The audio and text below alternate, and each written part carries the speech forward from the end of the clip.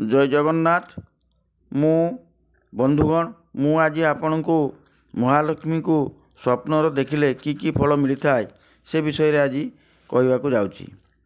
नमस्ते तु महामाये श्रीपीठे सुरपूजिते शंखचक्र गदाहस्ते महालक्ष्मी नमस्तुते। माता महालक्ष्मी वरुण राजा कन्या से होती पड़िदात्री धनदात्री अन्नदात्री सुख सौभाग्यकारिणी पद्मासनी पद्म आसन रे बसी पद्मा माँकर अति प्रिय पद्मफूल से पद्मनेत्री पद्मफूल रे बास करुथिवारु माँ को पद्मालया बोली मध्य कहुए। यह छड़ा माँ मध्य अनेक पुष्प को भल पाई थांती। गेंडू मंडा टगर केराट मंदार फूल मध्य प्रिय होता है।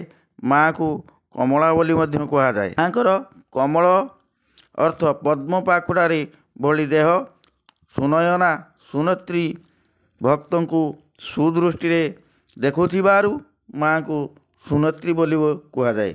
नीति नियम निष्ठा पर जो माने माँ को भक्ति भाव डाकी थांती से निश्चित माँकर आशीष लाभ करिथांती। माँ को केबे भी कन्यर फूल अर्पण करंतु नाही।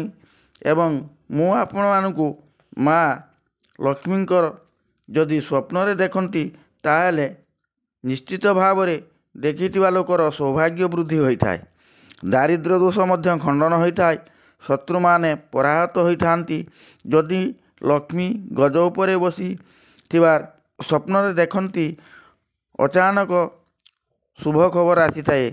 भूमि क्रय मध्य सूचना मिलता है।